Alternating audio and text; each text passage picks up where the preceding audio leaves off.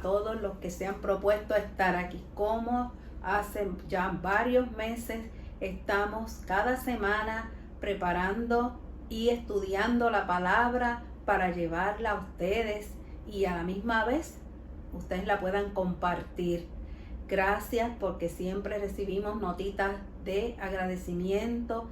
Gracias porque nos dan mucho ánimo y mucho apoyo. Hoy nos toca la lección 14 y la lección 14 tiene como título "Ha nacido un niño". Se encuentra basada en Ruth 4 del 13 al 17 y el libro de Mateo 1 del 1 al 6. El texto áureo se encuentra en Ruth 4, 17 y dice así: y le dieron nombre las vecinas diciendo, le ha nacido un hijo a Noemí. Esta lección tiene 3 objetivos y el primero es mostrar la conexión entre la historia de Israel y su cumplimiento en el advenimiento de Jesús. Explorar cómo todo esto se relaciona con nuestra iglesia, nuestra fe y nuestra propia historia, en la que también Dios ha estado actuando. Y finalmente, comprender que ni la historia de Israel ni la nuestra son puras y que con todo y eso Dios nos llama y nos usa. En el vocabulario tenemos unos personajes importantes, sobresalientes en la lección. Primero es Noemí. Noemí, nombre que significa agradable o dulce. En medio de su tristeza y desolación tras perder a su marido e hijos, Noemí había tomado el nombre de Mara, que significa amargura. En la lectura de hoy nos encontramos al final de la historia de Ruth y Noemí, que es un desenlace feliz, y vemos por tanto que el nombre de Noemí sí le corresponde a esta mujer que había sufrido tanto.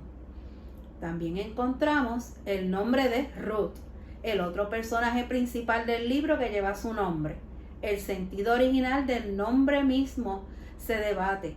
Puede significar compañía o satisfacción, como de una sed saciada. El primero de los dos sentidos se adviene mejor a la historia del libro, donde Ruth es la compañera fiel de Noemí. En Ruth 4, 13 al 14, dice así la palabra del Señor.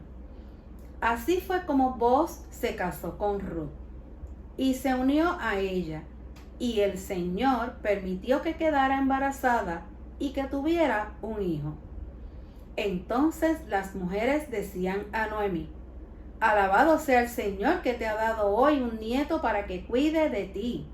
Ojalá tu nieto sea famoso en Israel. Él te dará ánimos y te sostendrá en tu vejez, porque es el hijo de tu nuera, la que tanto te quiere, y que vale más para ti más que 7 hijos. Noemí tomó al niño en su regazo y se encargó de criarlo. Al verlo, las vecinas decían, le ha nacido un hijo a Noemí. Le pusieron por nombre Obed. Ese fue el padre de Jesé y abuelo de David. Pasando al Nuevo Testamento, Mateo 1, del 1 al 3, dice así. Esta es una lista de los antepasados de Jesucristo, que fue descendiente de David y de Abraham. Abraham fue padre de Isaac, este lo fue de Jacob, este de Judá y sus hermanos. Judá fue padre de Fares y de Será, y su madre fue Tamar. Fares fue padre de Ersón y este de Aram. Palabra del Señor. Y continuamos con el 4 al 6. Aram fue padre de Aminadab, este lo fue de Naasón, y este de Salmón. Salmón fue padre de Booz, cuya madre fue Rahab. Booz fue padre de Obed, cuya madre fue Ruth. Obed fue padre de Jesé, y Jesé fue padre de David. El rey David fue padre de Salomón, cuya madre fue la que había sido esposa de Urías.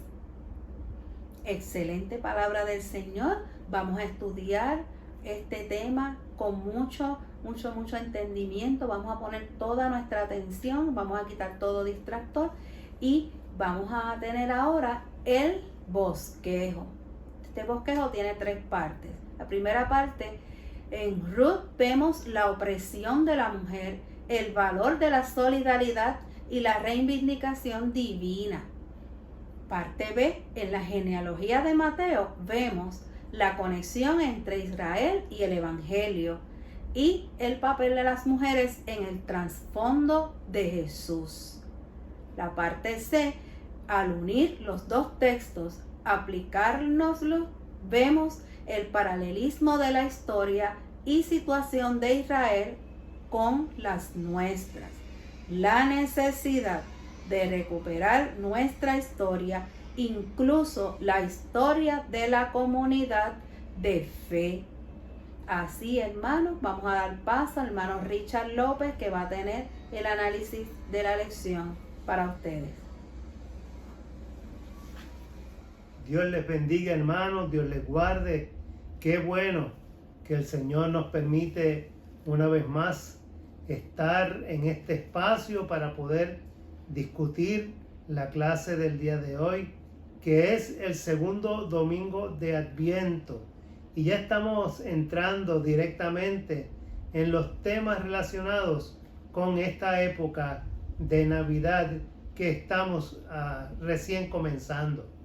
Hoy nos toca discutir la lección número 14, que tiene un título muy llamativo, ¿no? Ha nacido un niño.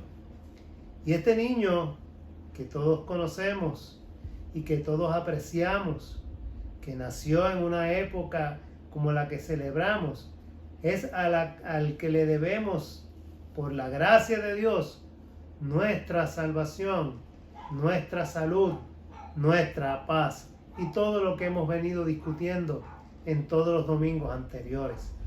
Esta lección para este día, tal y como nuestra hermana Sandra les leyó, está basada en el libro de Ruth, el capítulo 4, los versos del 13 hasta el 17, y también en el Evangelio según San Mateo, el capítulo 1, los versos del 1 al 6.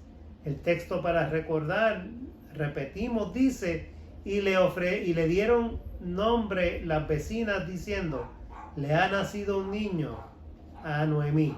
Eso está en Ruth, capítulo 4, el verso 17. Y vamos a mirar estos pasajes a la luz de lo que estamos celebrando: el nacimiento del niño Jesús y también del propósito de Jesús cuando nació y estuvo entre nosotros. Así que vamos a mirarla desde esa perspectiva y vamos a mirar todo lo que podemos extraer de estos pasajes que yo sé que hemos discutido en otras ocasiones y que hemos oído sermones acerca de él, pero que hoy vamos a darle una perspectiva distinta para poder seguir enriqueciéndonos con la palabra del Señor. Hace algunos años, mientras mis 2 hijos estudiaban en el colegio de nuestra iglesia en Santa Isabel, se les dio un trabajo, una asignación, y ese trabajo consistía en hacer su árbol genealógico. Fue sumamente interesante involucrarme con ellos en la preparación de este trabajo, porque tuve que entrevistar a mis tías mayores. Por el lado de mi tía materno, mi tía mayor, que ya falleció, ella vivía en Nueva York, la llamé por teléfono para entrevistarla y acerca de mis antepasados. De igual manera, hablé con otra de mis tías por el lado paterno, también ya fallecida, y ellas dos me comenzaron a hablar de quiénes fueron mis abuelos, mis bisabuelos, los que yo no conocí. Yo llegué a conocer solamente a mi abuelo paterno y a mi abuelo materno, pero no conocí a mis abuelas y mucho menos conocí a mis bisabuelos. Así que ellas me contaron de dónde vinieron, cuáles fueron sus raíces. Y de esa manera uno se va identificando con el linaje que nos trajo a cada uno de nosotros hasta el día de hoy. Eso fue tan interesante y marcó tanto la vida de mis hijos, que mi hijo mayor ha continuado con esa tarea, y a través de los mecanismos que hoy tienen del internet, aplicaciones y programas que usted en algunos de ellos paga para descubrir esos antepasados, mi hijo mayor ha seguido con eso y ha seguido construyendo ese árbol genealógico según va recibiendo información a través del internet. Y de igual manera mi sobrino, el hijo de mi única hermana, también llegó más lejos. En estos días que pude hablar con él, me contaba que se hizo una prueba de ADN que no solamente mira tu historial de salud, sino que también identifica los rasgos hereditarios que puede la genealogía de sus ancestros mostrar de dónde él viene. Y de esa forma él llegó más lejos, porque es una prueba ya de ADN que puede compararse con otras muestras tomadas de Europa y de otros lugares, y ha llegado mucho más lejos que lo que pudimos llegar mi hijo y yo en esa búsqueda de quiénes somos, de dónde hemos venido. Porque saben, cada uno de nosotros debería conocer su historia ancestral, de dónde venimos. Nosotros, por ejemplo, descubrimos en esa búsqueda de nuestro árbol genealógico por la parte de mi esposa Sandra, cómo llegamos hasta una tatarabuela que fue esclava en una hacienda de algodón que hubo aquí en el pueblo de Santa Isabel. Y así sucesivamente podemos atar hilos de que ciertamente nosotros tenemos una gran mezcla de España, de África y del Caribe. O sea, eso no hay quien lo desmienta. Y las pruebas de ADN a nivel mundial han demostrado que el ADN del puertorriqueño es uno de los más fuertes y de los más resistentes que hay en el mundo. Por eso a veces nos han usado tanto como conejillos de India y todavía sigue sucediendo. Pero vamos, ese no es el tema que nos ocupa en esta historia. Simplemente estamos puntualizándolo como parte de esta introducción acerca de lo que es la historia de la salvación que Dios obró a través del pueblo de Israel y finalmente a través de Jesús, nuestro Señor y nuestro Salvador. ¿Por qué? Porque la historia es importante. Todos deberíamos conocer nuestra historia, y el propio Jesús tenía su historia. En la narrativa del pasaje de Ruth, nosotros vemos en la historia de Ruth que se destacan los temas de la opresión de la mujer. Miren ustedes si no suenan a temas de actualidad. Estamos hablando de opresión de la mujer. Por otro lado, estamos hablando de la solidaridad que hubo entre las mujeres que tuvieron que unirse para sobrevivir, y cómo luego de toda esta lucha que ellas dieron, Dios las reivindicó y las bendijo al final de esta historia. En Mateo podemos mirar y se señala la relación de la llegada de Jesús, del advenimiento de Jesús, atada a la historia de Israel. Y Mateo repasa esa historia con todas sus luces, con todas sus manchas, con sus cosas buenas y sus cosas malas. porque como vamos a ver, en cada historia siempre hay cosas positivas y algunas que son manchas en la historia. Algo ocurrió en el linaje de cada uno de nosotros, y el de Jesús no fue para menos, que se podría señalar como una arruguita dentro de esa historia ancestral que podemos tener cada uno de nosotros y que el propio Jesús tuvo y que vamos a mirar en el día de hoy. Bueno, para ponernos en contexto en la historia de Ruth, tenemos que saber algo de la historia de Ruth y Noemí. Si usted lee el libro de Ruth, se va a dar cuenta que Noemí se había ido a vivir a Moab junto a su esposo, que era oriundo de Belén, y con sus 2 hijos. Porque había en Judá, toda en Judá, un hambre, había escasez de alimentos, no tenían nada para proveer su propio sustento. Así que ellos decidieron abandonar el lugar de la bendición. Eso lo hemos discutido en otras lecciones. Decidió abandonar el lugar de la bendición donde Dios les había prometido toda una serie de cuidados, y decidieron moverse a Moab. Allí junto a su esposo y sus 2 hijos. Allí en tierra moabita enferma el esposo de Noemí y muere. Al mismo tiempo, los hijos de Noemí que se habían casado allí en Moab, también mueren sus 3 hijos. Así que vemos entonces a una madre y sus nueras totalmente desamparadas. Acuérdense y recordemos todos, y los que gustan de ver novelas turcas pueden mirar cómo es esa cultura que todavía al día de hoy prevalece. La mujer no tiene derechos, no tiene derecho a heredar. O sea, es necesario que haya un varón en la familia para poder reclamar herencia, porque la mujer no tenía derechos en esa época, y mucho menos en la historia que estamos narrando en el día de hoy. Así que cuando mueren los 3 varones, el padre y los 2 hijos de Noemí, las 3 mujeres quedaron totalmente desamparadas.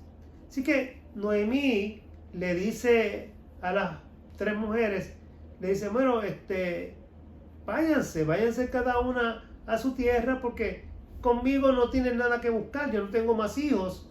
Por lo tanto, vayan y busquen una persona, un nuevo marido que pueda ser por ustedes.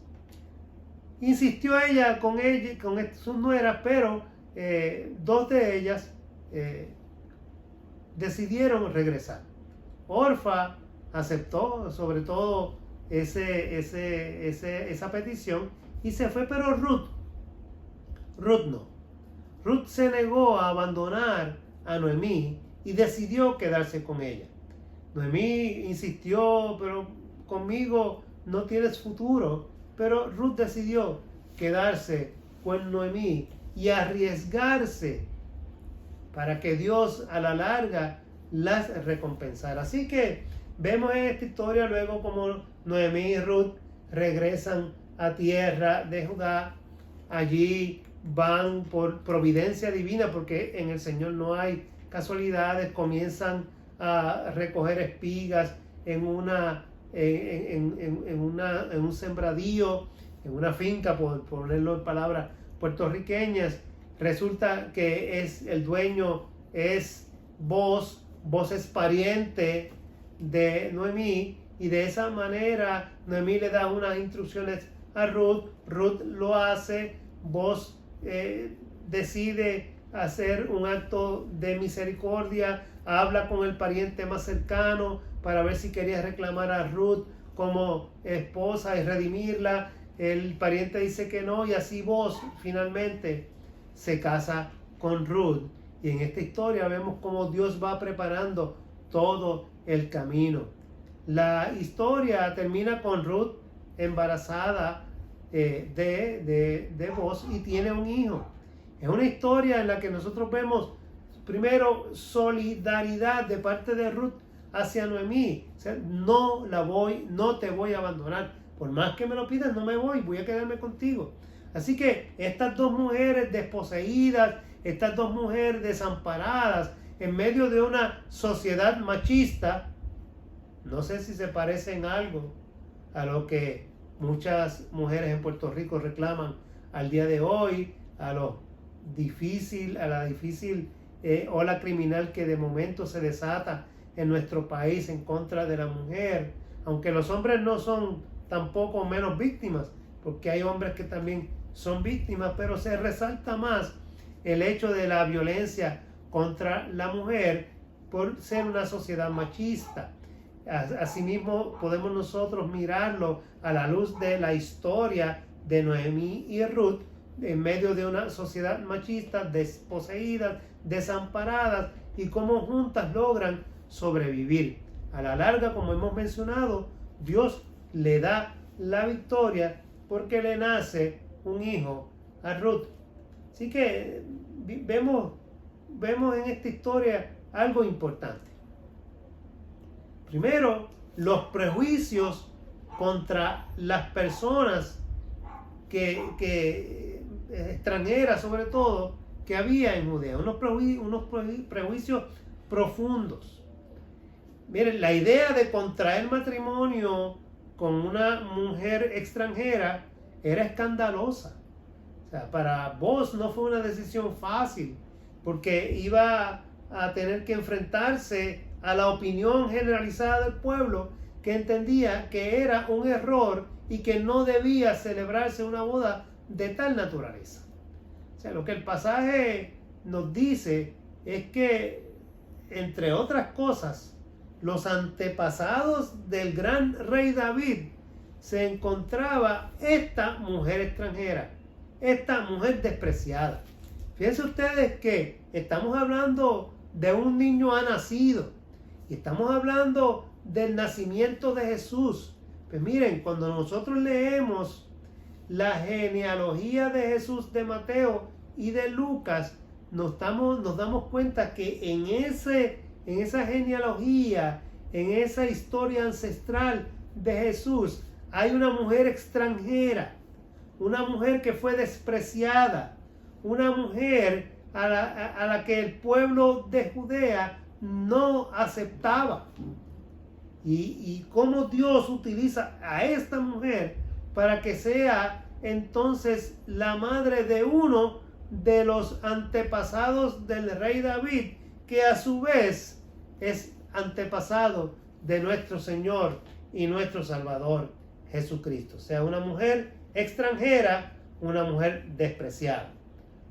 Todos sabemos cómo en Estados Unidos se tratan a los extranjeros, como aún en Puerto Rico, que hablamos de que nosotros no somos racistas, o que no somos no cargamos con el etnicismo regional, y que no despreciamos otras naciones. Pues miren, yo les voy a decir algo.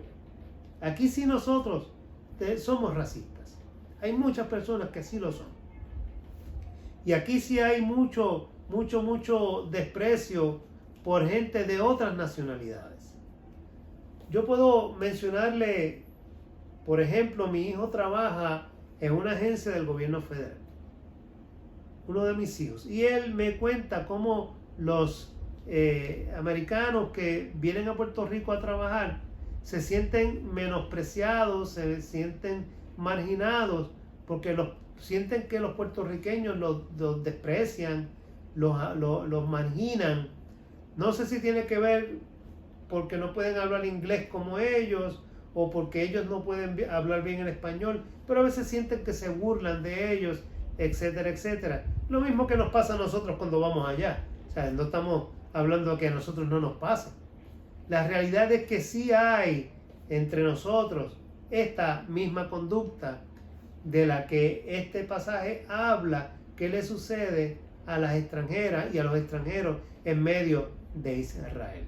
Así que, pero aún así, aún a pesar de eso, Dios utiliza a quien Él quiere, porque como Dios es soberano, Dios utiliza, Dios hace una herramienta útil de cualquier persona.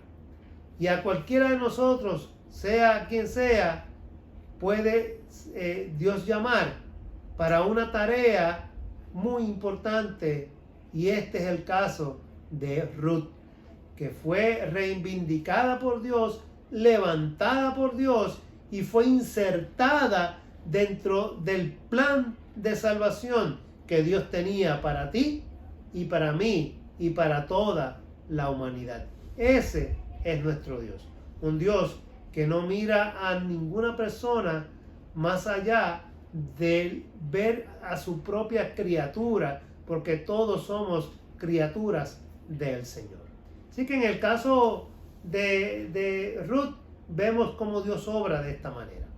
En el caso de Jesús y el pasaje de Mateo, miramos las generaciones que van narrándose a través de la genealogía que está escrita tanto en Mateo como en Lucas, y nosotros miramos cómo Mateo, por ejemplo, que parte desde Abraham, Lucas parte desde el mismo Adán, pero en el caso de Mateo parte desde Abraham y comienza a hablar de generaciones que todos conocían.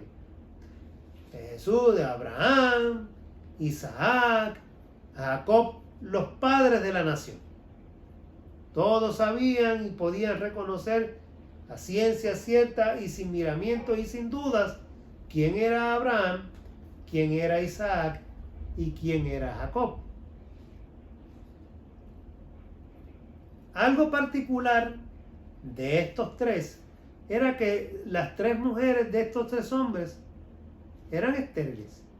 Sara, Rebeca y Raquel eran estériles.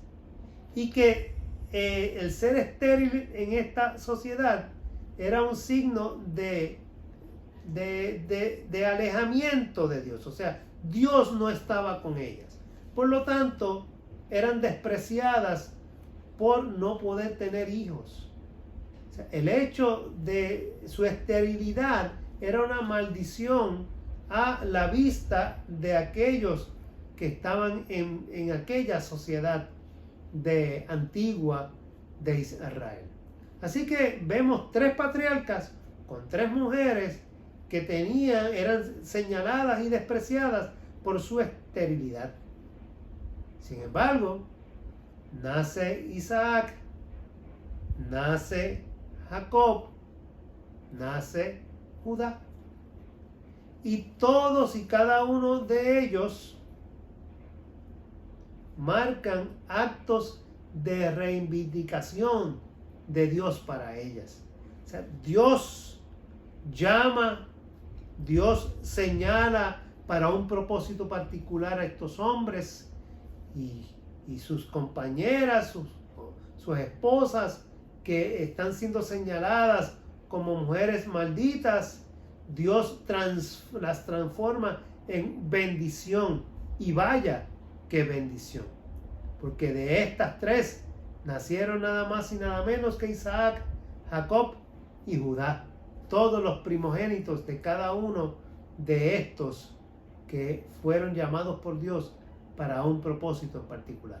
Sabemos la historia de Jacob, sabemos que Esaú nació primero y cómo Jacob adviene para la primogenitura, pero en términos de cómo Dios utiliza, Dios llama y Dios reivindica, Dios bendice y Dios prospera. De eso no tenemos duda, porque Dios hace las cosas dentro del marco de su soberanía y nosotros lo aceptamos por fe y somos dirigidos por fe por esa voluntad de Dios. O sea, nosotros no podemos cuestionar a Dios sobre ninguna decisión que toma, sobre ningún acto redentor y de misericordia al que pueda moverse Dios para con cualquiera, porque eso no nos toca a nosotros, eso es la obra de Dios. Por eso es que el Evangelio viene a nosotros por gracia, la salvación viene a nosotros por la sangre de Cristo, como un acto de la gracia de Dios, no porque merezcamos, no porque seamos mejores que otros, no, es porque Dios nos mira con ojos de misericordia, y el amor de Dios alcanza a cualquiera en cualquier lugar, y lo demuestra en la genealogía de Jesús, cómo el amor de Dios alcanzó a Rebeca, alcanzó a Raquel, alcanzó a Sara, para que ellas fueran a su vez, junto a los patriarcas que hemos mencionado, mujeres de las cuales nacen naciones enteras. Esa es la forma en que Dios obra y obra con propósito para con nosotros y con la gente. En las próximas generaciones que se van narrando, aquí estamos hablando de gente de bendición, pero cuando seguimos viendo la genealogía de Mateo, de que narra de Jesús, vemos que hay otras 3 mujeres que no son Raquel, no son Sara, ¿ok? No es Rebeca. Se menciona a Tamar, se menciona a Rahab y se menciona a la que fue mujer de Urías, o sea, Betsabé. O sea, ni siquiera Mateo escribió el nombre de ella, sino la que fue mujer de Urías. Y es interesante porque todas estas 3 representan lo que nosotros podríamos llamar los trapos sucios de los antepasados de Jesús. ¿Por qué? Fíjense ustedes quién es primero en este caso. Podemos nosotros mencionar a Tamar primero. Tamar le iba a recordar a la gente de Israel a Parés. ¿Y quiénes son estos personajes que a lo mejor nosotros no conocemos mucho? Porque si no leemos mucho la Biblia, no sabemos de momento quiénes son. De hecho, sería bien bueno para una prueba de debate bíblico mencionar quién es Parés. Y yo sé que muchos de nosotros estaríamos un rato pensando y no sabríamos quién es Parés. Algunos sí, muchos no. Pues Parés fue el resultado de una unión incestuosa entre Judá y su hija Tamar. Fíjense ustedes que Judá toma a Tamar, su hija, y de ella, de esta relación totalmente prohibida, nace Parés. Que es una relación totalmente, ¿verdad?, inadecuada, ilegal, si lo podríamos decir en esos términos.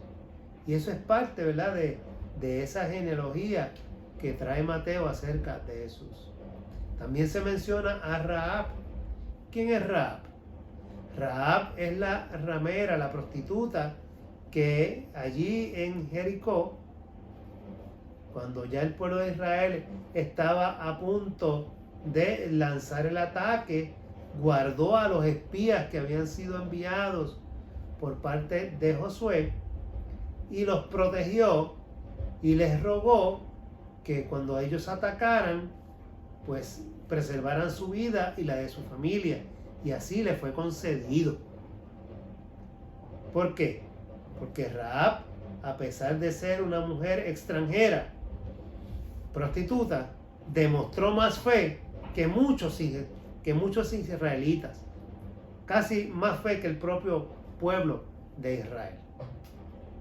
Y la mujer de Urías, que menciona la genealogía, que todos sabemos que es Betsabé, nos recuerda uno de los episodios más bochornosos en la historia del rey David.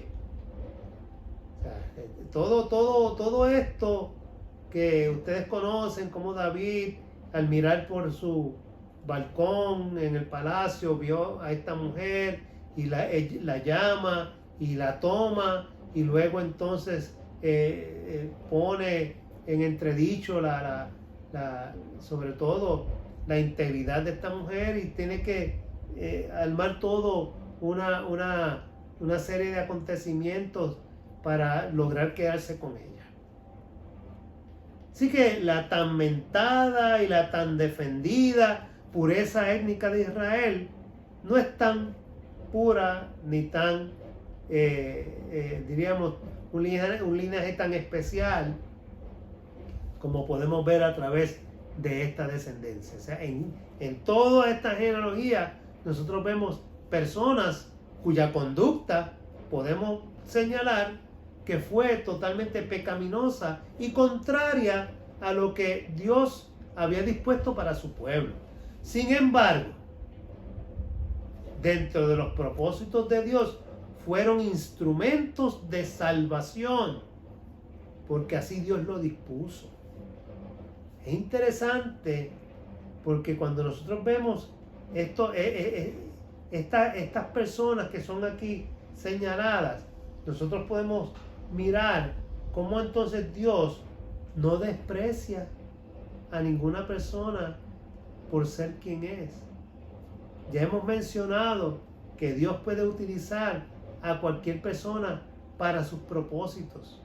Así que Dios reivindica, Dios toma a los oprimidos, Dios toma a los marginados, como las mujeres de la historia de Ruth y Noemí, y toma, y el deseo, el poder de Dios actúa para utilizar a pecadores como el rey David, para llevar adelante sus propósitos redentores, y nos llega el Salvador, nuestro Señor, nuestro Salvador Jesucristo. Fíjense ustedes toda la genealogía y los ejemplos que hemos traído, que son parte de lo que Mateo narra, y cómo ese deseo de Dios, cómo ese poder de Dios toma estas vidas, las utiliza, las transforma para su propósito, y ese propósito es un propósito de salud, de salvación para ti y para mí. O sea que puedes ser tú el pecador más grande del mundo, pero tienes opciones con Dios. Puedes haberte equivocado 1000 veces, como yo me he equivocado 1000 veces, pero tengo opciones con Dios, como tú tienes opciones con Dios. O sea, Dios siempre está en medio de su pueblo y en medio de nosotros, con ojos de misericordia. Su mano de amor se extiende siempre.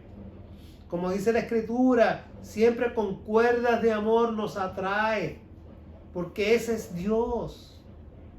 O sea, Dios no es un Dios de que desprecia, Dios no es un Dios que margina, Dios no es un Dios que mata.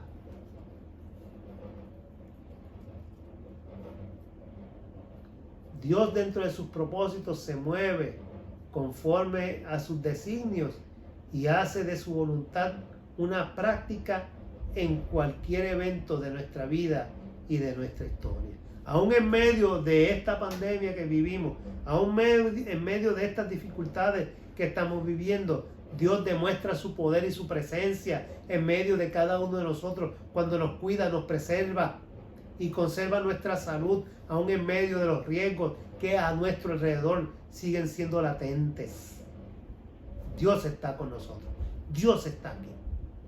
Nosotros hacemos nuestra parte, cumplimos con las normas, cumplimos con la reglamentación que se disponga, pero por encima de todo eso, el Dios de misericordia, el Dios que nos reivindica, el Dios redentor se hace presente para cada uno de nosotros, y alabamos su nombre, bendecimos su nombre de generación en generación. ¿Por qué?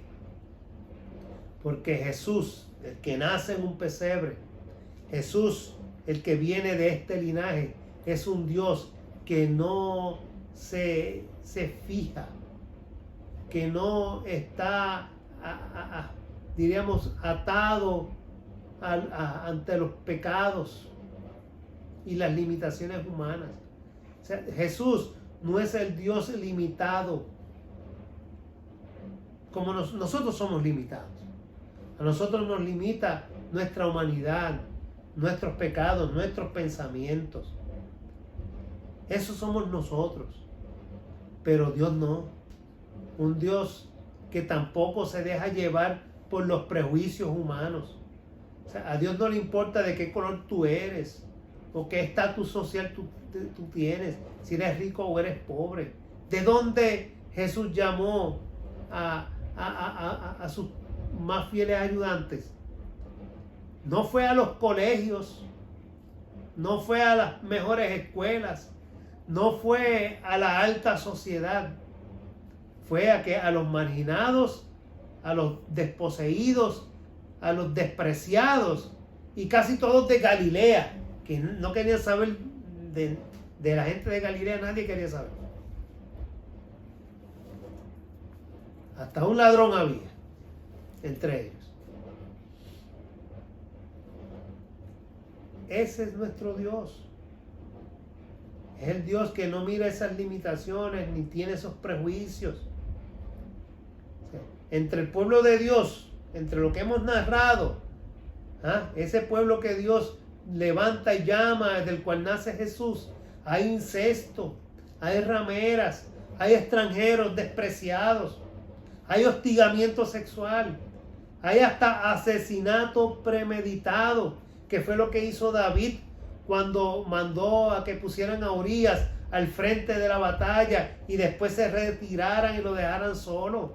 Fue un plan orquestado por David para que lo mataran y él poder quedarse con su esposa, con Betsabé. De todo eso hay en la historia. Y a pesar de todo eso, Dios sigue usando a ese pueblo. Y Dios sigue usando al pueblo de Dios. Nosotros ninguno somos santos. El pueblo de Dios no es santo. La iglesia no es santa. La iglesia como cuerpo, la iglesia como la viva imagen de lo que Dios ha de llamar para reinar con Él. Esa es santa. Pero la iglesia institucional que vive aquí en la tierra no es santa. Todos somos pecadores. Todos cometemos errores. Y todos los días leemos y conocemos noticias acerca de personas que cometieron actos reprobables. Claro que sí, todos los días. Pero eso significa que toda la iglesia en el mundo, que toda la iglesia de Puerto Rico, que toda la iglesia de nuestros pueblos es mala, que todos son malos, que no hay, si fuera así no habría esperanza para nuestro pueblo. Porque no es así. A pesar de pecados que puedan ser señalados, a pesar de prejuicios que vivimos, a pesar de cualquier cosa, a pesar del hombre mismo, a pesar de nosotros mismos, a pesar de nuestras propias instituciones en las que servimos, a pesar de eso, Dios sigue siendo Dios. Y Dios sigue usando a su pueblo. Y Dios sigue usando a la iglesia. Y Dios seguirá usando a la iglesia del Señor. Jesús no es como un rayo caído del cielo, sino que es la culminación de los propósitos de Dios para Israel, para toda la humanidad, para la creación. Ahora pregunto yo, ¿qué importancia tiene todo esto para nosotros hoy? ¿Qué importancia tiene? Pues miren, tiene mucha importancia. Primero, frecuentemente nosotros nos desalentamos cuando vemos que en la iglesia hay pecado, que en la iglesia hay chisme, que son indignos del pueblo de Dios. Pues miren, en una ocasión yo le pregunté a mi mamá, mami, ¿cómo yo puedo saber cuál es la iglesia perfecta? ¿Cómo yo puedo saber que la iglesia está bien? O sea, en esa búsqueda de una contestación a interrogantes que uno siempre tiene, mi mamá me contesta: no hay iglesia perfecta, porque el día que busques una iglesia perfecta y entres a ella, ya se dañó, dejó de ser perfecta, porque no existe la iglesia perfecta. Solamente preocúpate por seguir al Señor, por servir a Dios de corazón, por seguir su palabra. Que la palabra del Señor sea tu guía. Estúdiala, profundiza en ella y que ella te guíe. No sigas a los hombres, porque el día que sigas a los hombres te descarrías. Tienes que seguir lo que dice la Escritura y sé valiente. Cuando tienes que confrontar, confronta. Cuando crees que algo está mal, dilo. Y apégate a lo que dice la Escritura. Sé fiel a la palabra del Señor. No seas fiel a los hombres. Miren, equivocado o no, tal vez en mi vida he tratado de seguir eso. ¿He tenido problemas? Sí, créanme, he tenido problemas en medio de la iglesia. Con el liderato, sí he tenido problemas en el liderazgo de la iglesia. He tenido problemas denominacionalmente hablando, sí he tenido problemas a nivel denominacional, a nivel de liderazgo generalmente hablando. ¿He sido señalado? Sí he sido señalado. Pero las decisiones que he tomado en momentos determinados, siguiendo lo que la palabra y mi corazón dictan, a largo plazo, el Señor me ha reivindicado. Y en la historia y el tiempo, en la mayoría de ellas, me han dado la razón. Así que no podemos desalentarnos entonces cuando vemos que hay pecado en la iglesia, o hay chismes, o hay situaciones dentro de la iglesia, porque, repito, no hay iglesias perfectas, en todas siempre va a suceder que alguien quiera dominar. Bueno, ustedes conocen todas las historias que se dan dentro del liderazgo de nuestras iglesias, así que eso es algo que ustedes conocen. Lo importante es que usted tenga el valor de confrontar, enfrentar y hacerse valer, y por la palabra del Señor y los reglamentos de la iglesia que dictan cuál debe ser el comportamiento correcto dentro de un grupo organizado, usted sea valiente y se sostenga en eso, aunque le cueste, Es ahí lo importante. Segundo, queremos ser tan puros y tan puras que si hay alguien que no sea igualmente puro o pura, pues no tiene lugar en nuestra comunidad. Wow. Somos los más santos. A veces queremos ser los más santos. Nos faltan las alitas. Lo que pasa es que si a muchos de nosotros nos ponen alitas, se van a quemar. Perdonen la expresión. Se van a quemar. ¿Por qué? Porque no hay santos aquí en la tierra. Yo lo he dicho. Santos seremos en el cielo cuando el Señor nos llame. Y allá comienza a separar. Mira, aquí ven los benditos de mi Padre, heredad del reino preparado para ustedes. Y a los otros, pero ustedes no los conozco. Váyanse al lago de fuego preparado por el diablo y sus ángeles.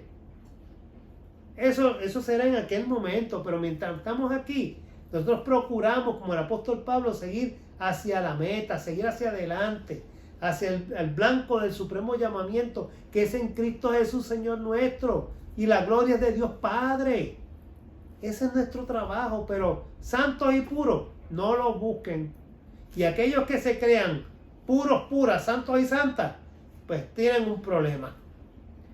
Porque si pretenden como los fariseos ser santos y santas, y para ser parte de esta iglesia, de esta comunidad de fe, hay que ser tan santo y tan santa como yo, miren, janque de ahí, a janque. Porque ellos son los primeros que están mal, fariseos, como los fariseos. Siempre vestidos del mismo madera y haciéndose notar y ver en cuanta esquina de las calles había y todo, y Jesús los compara con sepulcros blanqueados. Hipócritas, arranquen. Si dentro de una comunidad de fe usted tiene gente que piensa de esta manera, porque puros y puras no hay. Hay gente redimida por la sangre de Cristo.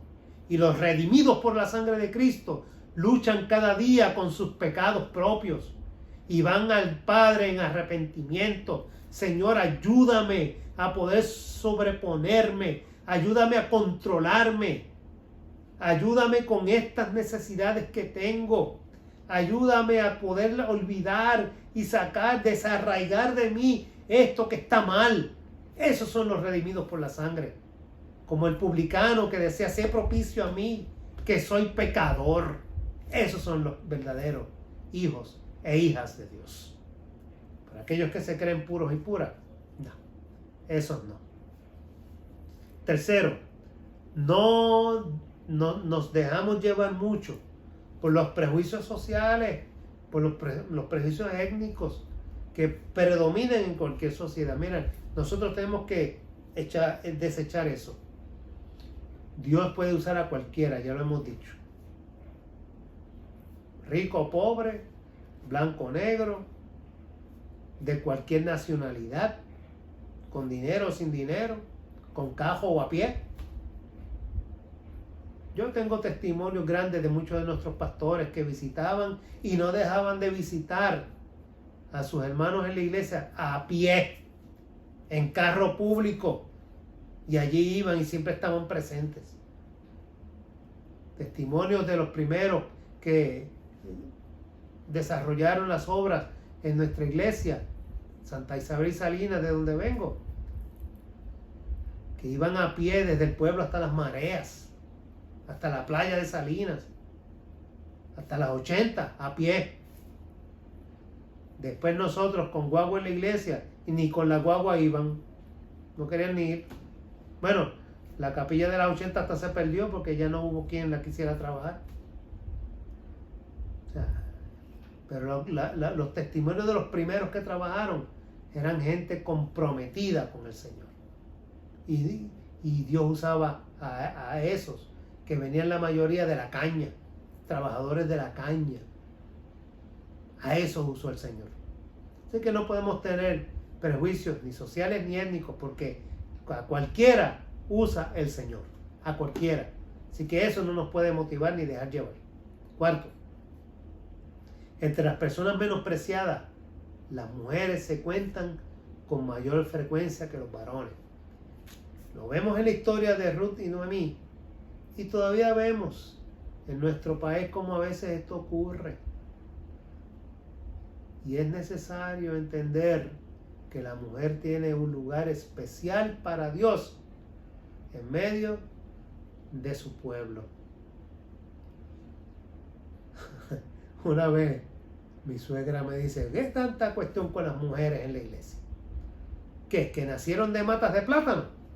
Me decía en una ocasión. Y yo me río porque, pues, es verdad. ¿De dónde nosotros nacimos? ¿Quién nos...? Hubo un hombre que engendró, nuestro padre, pero la mujer fue la que parió y crió.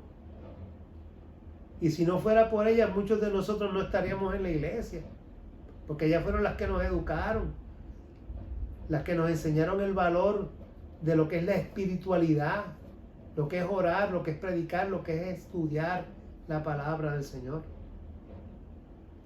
Así que tenemos que poner en su lugar a la mujer sobre todas las cosas. Y por último, todos tenemos historia. Ya hemos visto que hasta Jesús tiene su historia. ¿Cuál es la nuestra? ¿Cuál es tu historia? Comienza a pensar de dónde saliste, de dónde viene tu familia. Mira hacia atrás, pregunta a los familiares que aún viven, que tienen más edad. Pregunta de dónde viniste.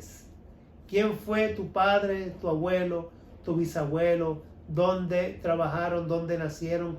¿De dónde vienen? Busca de dónde vienen. Yo puedo decir que mis raíces ministeriales y pastorales vienen porque mi abuelo materno era pastor de los campos de la Iglesia Metodista de Puerto Rico. Desde Camuy estuvo en Aybonito, en Patillas, Isabela. En los campos de Aybonito se cayó con tu yegua varias veces por las montañas cuando llovía, llena de ese terreno barroso, rojo que hay en Aybonito. Y se escocotó varias veces, perdón el puertorriqueñismo, varias veces llevando la palabra por los campos de Aybonito. Y ahí viene ese quehacer evangélico que está en mi sangre. ¿Y la tuya? ¿De dónde viene? O sea, ¿no será que el Señor con esta lección nos está tratando de enseñar que debemos recuperar la genealogía de nuestras comunidades de fe.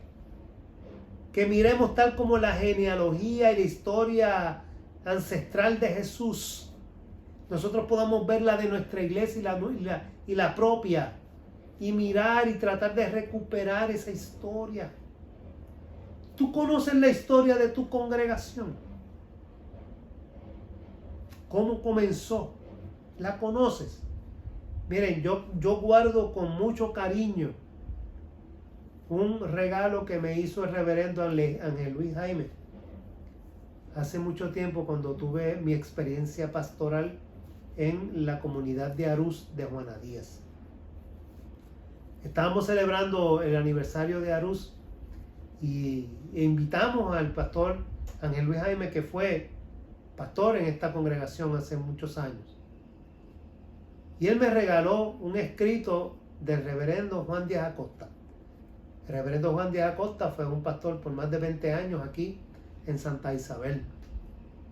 Y todavía conservo ese pequeño libro que le encargaron al reverendo Juan Díaz Acosta de la historia de la iglesia de sus primeros 50 años. Yo lo conservo. Y yo tengo ahí la historia recogida por él de todas nuestras congregaciones, sobre todo de las iglesias madres, la iglesia congregacional, la iglesia cristiana y la iglesia de Hermanos Unidos. Y lo conservo con mucho cariño porque a mí me fascina la historia. Yo sé la historia de mi iglesia madre en Salinas. Conozco la historia de donde estoy aquí en Santa Isabel. La de cada una de sus capillas. Y me fascina atesorar esa historia. Me paso hablando con los hermanos de más edad porque quiero saber más de la historia, de dónde y cómo surgió nuestra congregación. La abuela de mi esposa fue maestra de niños en la iglesia aquí en Santa Isabel cuando no podían estudiar. Y cuando nuestra iglesia en Santa Isabel fue un dispensario, porque así comenzó, ofreciendo servicios a la comunidad. 116 años en esta comunidad. Así como Coto Laurel, Peñuelas y otras, Calle Marina, Fajardo, que tienen mucho más de 100 años sirviendo a las comunidades donde están. Necesitamos recuperar esa historia. Necesitamos insertarnos en esa historia. ¿Cuál es la tuya? ¿Qué podemos hacer para recuperarla? ¿Qué tú puedes hacer para que esa historia cobre vida en el corazón de aquellos que aún no han conocido al Señor? La historia de mi iglesia, la historia de la iglesia local a la que tú perteneces es importante porque hay en la comunidad gente que fueron servidos por esta iglesia, por tu iglesia, y que todavía tienen hambre y sed de justicia. Y alguien tiene que proveerle ese alimento. Y nos toca a ti y a mí. Estos medios sirven, como están sirviendo hoy, para propagar este mensaje. Cristo, el Señor Jesús, Dios se hizo hombre para habitar entre nosotros, morir y ofrecernos la salvación en su nombre. Y la historia de cómo el Evangelio llegó y creció en mi comunidad me enriquece y me da aliento y fortaleza para continuar ese legado que pusieron en nuestras manos. A Dios sea la gloria. Estoy medio inspirado hoy, pero no queremos seguir, sino dejarles con esta inquietud. Busque su historia, analícela, discútala, vamos a enriquecernos con ella. Y de esta manera nos damos ese ánimo, ese impulso de seguir hacia adelante en el nombre del Señor. Dios te bendiga, Dios te guarde y que grandes y ricas bendiciones recibas de parte de nuestro Dios en este día y durante todo este mes. A Dios sea la gloria. Le damos gracias al Señor y le damos gracias al hermano Richard por siempre dejarse usar con poder y sabiduría para traernos estos análisis de estas lecciones. También queremos concluir con el resumen de esta lección 14. Y el resumen dice así: Dios estaba preparando el advenimiento de Jesús a través de la historia de Israel y de la historia de toda la humanidad. Parte de esa historia es lo que nos cuenta el libro de Ruth. Ese episodio particular se enfoca sobre las mujeres marginadas al punto de no poder subsistir sin el apoyo de algún varón, y lo que esto implica para ellas, que no pueden contar con tal apoyo. Es una historia que muestra también cómo en medio de su marginación las mujeres pueden practicar la solidaridad y cómo a la postre Dios reivindica a aquellas a quienes la sociedad margina y abandona.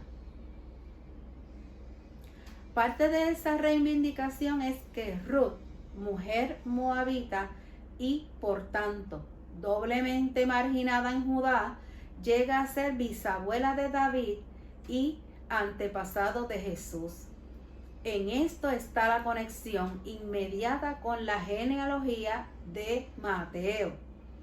Todo esto implica que nuestro Dios muestra compasión especial por los marginados. En este caso particular y en muchos casos todavía hoy por las mujeres. Y nos llama a la solidaridad y a dar testimonio práctico de esa compasión especial que Dios por algunas personas quienes pocos tienen compasión. Finalmente, como otro punto aparte que merece consideración, los pasajes bíblicos nos invitan a estudiar, considerar y valorar nuestra propia historia. Excelente panorama para esa idea que nos da la lección de recordar y refrescar todos los datos históricos de nuestra iglesia. Finalmente, vamos a completar esta lección, a cerrarla con la oración. Hazla tuya y compártela y repítela conmigo en este momento. Dios los bendiga y Dios los guarde. Gracias, Dios y Señor de la historia, por habernos hecho parte de la historia de tu pueblo. Gracias porque a pesar de nuestros errores, prejuicios y pecados, tú nos sigues bendiciendo, perdonando y usando para tus propios propósitos eternos. Ayúdanos de tal modo a serte fieles, que vengamos a ser parte de esa historia de la de que dependerán las generaciones venideras, como ahora dependemos de las que nos proceden. Por Jesucristo, Hijo de David e Hijo de Ruth. Amén, amén y amén.